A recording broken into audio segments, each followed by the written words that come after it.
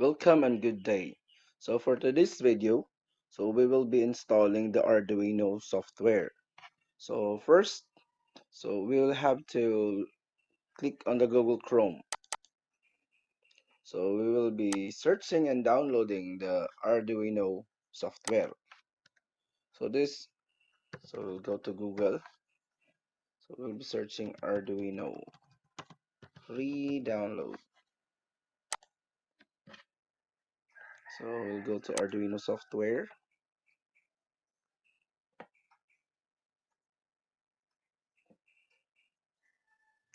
So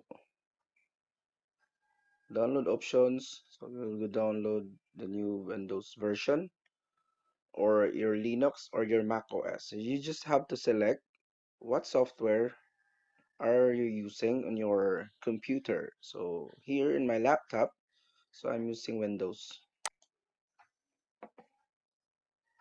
So click just download and wait. So once the download has been completed, so you just try to open it onto your download files. Download. So you can see here the Arduino. So all you have to do is you have to double click.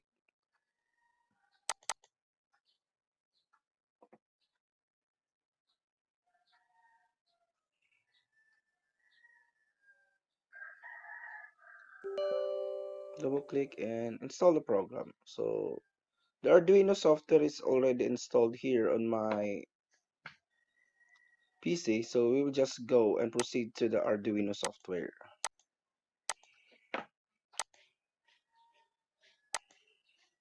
So this is now the Arduino software. So you can see here, there's a pre-default functions. So have your void setup and void loop. So pre-default na siya. So default functions na dito na lang ka maglalagay ng yung codes mo. So here in Arduino, there are also for uploading there are also free programs already installed. So you just go to file and recent examples.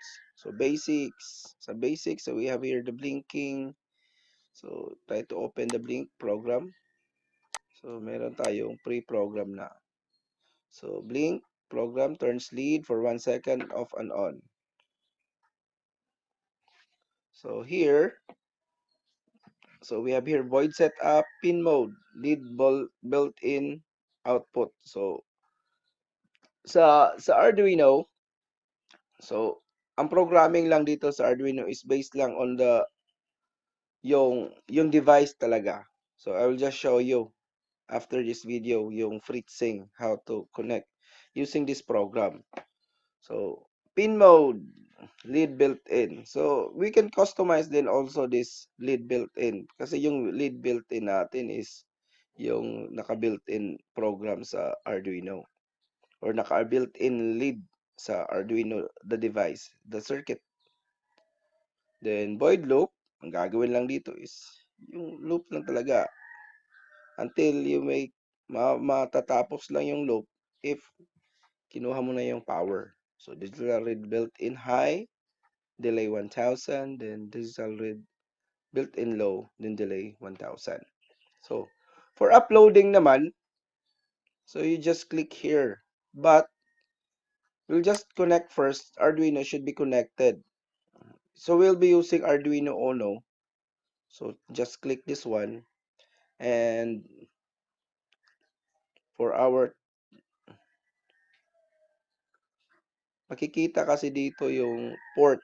Activate yung port. So usually, pag nilalagay mo na yung Arduino mo sa computer mo, so maglalagay siya dito kung anong port yon. So you will just have to click this port.